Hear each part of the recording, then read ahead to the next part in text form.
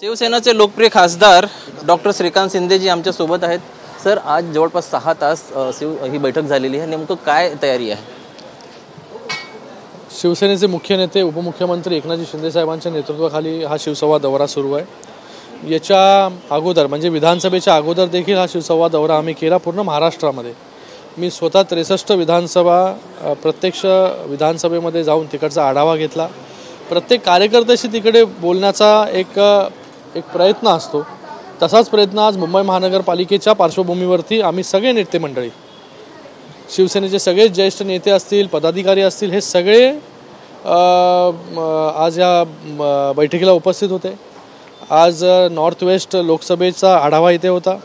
वायकर साहेब असतील, शिशिर शिंदेजी असतील, भाऊसाहेब चौधरी असतील, आमचे आमदार साहेब असतील, मुर्जी पटेलजी, सगळेच पदाधिकारी आणि सर्व कार्यकर्ते, जिल्हाध्यक्षापासून ते शाखा प्रमुखापर्यंत सर्वच्या सर्व कार्यकर्त्यांबरोबर चर्चा, ग्राउंड लेवल रियालिटी काय, पक्ष कशा प्रकारे काम करतोय, संघटनात्मक बांधणी झालेली आहे काय नाही, लोकांच्या काय समस्या आहेत आणि येणाऱ्या निवडणुकीच्या पार्श्वभूमीवरती कशा प्रकारे तयारी केली गेली पाहिजे याचा सविस्तर आढावा।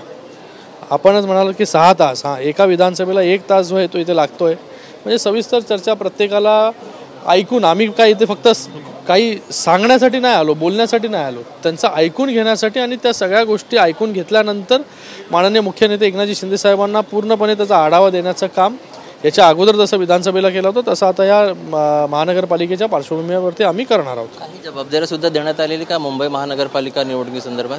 मुंबई महानगरपालिकेच्या आता सगळे पदं जे आहेत ते स्थगित आहेत, इंटरव्ह्यू झालेले आहेत आणि त्याचाच भाग हा देखील आहे।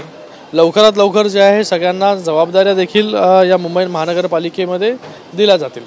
शिवसेनेची ताकद वाढत आहे, अनेक लोक उभाटाचे आणखीन काही लोक नगरसेवक जे आहेत ते पक्षप्रवेश करणार आहेत।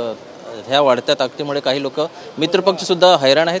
गेल्या 2.5 वर्षांमध्ये माननीय मुख्य नेते एकनाथजी शिंदे साहेबांच्या नेतृत्वावरती प्रभावित होऊन, त्यांच्या कार्यप्रणालीवरती प्रभावित होऊन अनेक लोक जे आहेत रोज प्रवेश करतात। आज देखील आपण गेलात पाहिलं तर लोक, जिल्हा प्रमुख, आमदार, माजी खासदार हे सगळे प्रवेश करतात। आता याच्या पुढे देखील हा प्रवेशाचा कार्यक्रम जो सुरूच राहणार आहे, कारण की लोकांना जे काम करणारा नेता पाहिजे, घरी बसणारा नाही, त्यांचं ऐकून घेणारा नेता पाहिजे आणि त्यांच्या समस्या सोडवणारा नेता पाहिजे। त्या पक्षामध्ये लोक जातात।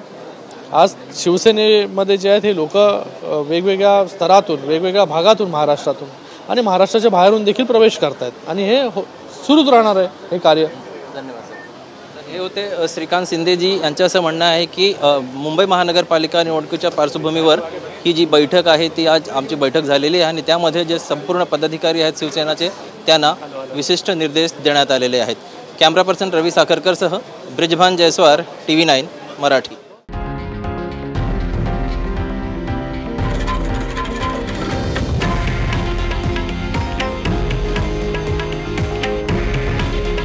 हे आहे देशातील नंबर 1 न्यूज नेटवर्क आणि आपण पाहत आहात TV9 मराठी। काळजी तुमची, हित महाराष्ट्राचं।